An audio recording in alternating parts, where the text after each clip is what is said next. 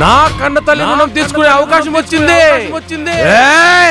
జరగదు, మీరు అనుకున్నది జరగదు.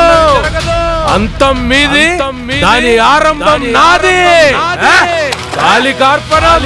శతభిష నక్షత్రంలో మీనరాశిలో పుట్టిన ఆ కన్య ఈ నా తల్లికి తన ప్రతి ఒక్క రక్తపు బొట్టు సొంతం.